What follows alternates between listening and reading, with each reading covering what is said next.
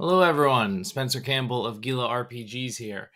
It's the end of the year, or end of 2022 at least, and that means a couple things. One, it means shipping out a bunch of games, so ignore the giant pile of boxes behind me. But it's also thinking about all the games that have come out this year and being kind of excited about what an amazing year 2022 has been for the indie TTRPG scene. I thought it would be fun to kind of record a couple of videos talking about some of my favorite games or the things that I'm most excited about or the things that really kind of blew me away.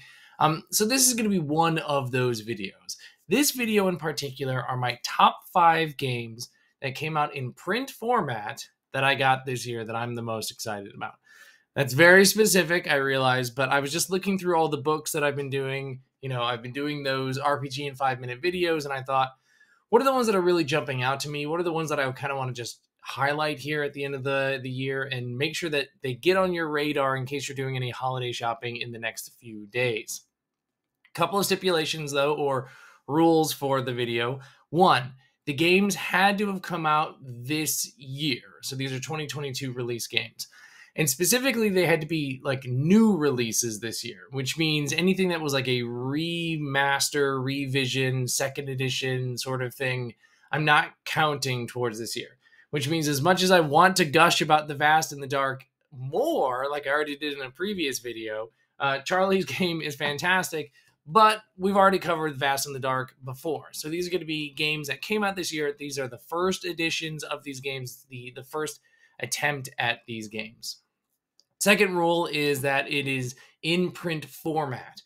Obviously, there's tons and tons of games out there that have been released in PDF format, and they're fantastic and they're worth grabbing. But this is just the stuff that was on my shelf that I can hold in my hands, that I can flip through these pages and just be amazed by. And in fact, that tactile element is something that I want to highlight in all of these games that we're going to talk about today. So with those sort of ground rules or stipulations taken care of, here are my 5 games, my top 5 RPGs in print format released in 2022. The very first one is Primal Quest by Diogo Nogueira. I'm so excited about this game. I mean, this is the Essentials zine, which is kind of one of like many things that Diogo has released so far for Primal Quest. If you're not familiar with it, Primal Quest is kind of weird fantasy, but it's like primitive weird fantasy. So as its name sort of implies, Primal Quest, you can kind of see it here in the cover art. There's sort of like cave people and dinosaurs. There's some cool velociraptors on the back. This is taking you to a world that Diogo has been creating and making art for in just the coolest way. In the first few pages, like the first 5, 6, 7, 8, 9, 10 pages, there's the rules for how to play the game. It is a very rules-light streamed experience. But the cool thing about Primal Quest is that you can kind of make it your own. So if you want to just skip past the rules or use this with your own system that you're already used to, there's a really fantastic hex crawl that is in here for a valley, essentially, that Diogo has made. And I think it has one of the most beautiful hex maps that I have seen this year. This is one of the reasons that I'm so in love with this printed game right here, is just flipping through and seeing that map right there. I mean, the graphic design on its own is very, very cool. But it's also neat. I just think it's really well done in terms of the graphic design, because here's the whole map. And then when you get to a specific place, here's the art for that hex. So you're like, oh, it's this thing right here. So you know exactly where it is on the map. It's just a really well done, really sleek game. And as the name sort of implies, it's the Essentials, which means there's a whole lot more for Primal Quest that's already been made by Diogo and by a bunch of other people. There's also more stuff coming in the future. So it's kind of a fantastic line to get early in on right now. And I highly recommend picking up the printed zine. Next, in the realm of sort of adventures and things like that, is The Sun King's Palace by John Battle. The Sun King's Palace is technically not a TTRPG in that it is not a rule set for you to read and use, but in fact it's a mega dungeon. As you can tell, it's a mega dungeon. This thing is massive. I'm in love with the Sun King's Palace. When I first read this, I read it cover to cover because it's just unbelievably cool and good. I actually don't have it right here. It's somewhere in that mess of shelf back there. There's a map that comes with this that shows you what the entire dungeon looks like, and it's a very helpful resource. But I mean, if you've read anything by John Battle, you know it's going to be fantastical. It's going to have a little bit of whimsy, a little bit of like fantasy, but a little bit of weirdness, a little bit of unexpected sort of twists and turns. It's just I don't want to spoil too much about the mega dungeon itself in case you're going to be playing it yourself or eventually you're going to be running it. But I mean, it's this dungeon is packed and packed and packed with really interesting exploration and social encounters. In fact, I remember John talking about this in the past as a sort of dungeon that, I mean, you can honestly go through this with having little to no combat that actually takes place. This isn't a dungeon crawl where you're going through just murdering every goblin that steps in your path, but you are exploring a truly weird and kind of fantastical environment of, again, I'm not going to spoil anything that's going on there because I think it's too good. Too good if you're going to, experience it as a player yourself. But I just love the fact that it itself is designed to be a haven or a dungeon for you to explore without feeling that grind of going through one combat experience after another. It also just has like trademark layout sort of stuff that we've seen in John's games in the past. And I just think it's really, really fantastic. So if you want get your hands on a very different sort of mega dungeon, the Sun King's Palace and the accompanying map are for you. Okay, the next two games are going to be thematically similar, but take the theme in a very different way. Next is going to be Cyborg. Cyborg here, written by Christian Solon for like the rules, Johan Noor doing the layout and art. If you're familiar at all with the folks that are behind like Morkborg, as you can probably tell, it's a similar team where, a lot of that team here is involved with Cyborg. And then as you can imagine, we're going to have a lot of that amazing graphic design and art in Cyborg that we saw in previous things like in Morkborg. Cyborg really grabbed me. Morkborg grabbed everybody because it was just so different than what a lot of people were doing in terms of graphic design and art at the time. Cyborg grabbed me like even more so. Like, going in sort of what to expect in terms of that really cool, very, very kind of punk and like grimy layout, approach that we see with these games. But there's something about Cyborg's world that they've created that is just so interesting and fascinating to me. It's a cyberpunk world, right? Like, so you're going to be in a hellscape of an urban sprawl. It's all divided up into different sort of districts or parts of the city, and that means there's different factions inside each of these things. I like these sorts of like, here's a place that's densely packed with a bunch of things, as opposed to like here's a wider world with lots of holes. At least I like that with my cyberpunk stuff. With my cyberpunk stuff, I just want to be in a city that's just full of absolute nonsense to be dealing with constantly. So it feels like it's really densely packed with cool world stuff and lore stuff to dive into. The equivalent of the sort of like Doom prophecies that we saw in Morkborg are here in Cyborg, and they all lead up to a very cool event.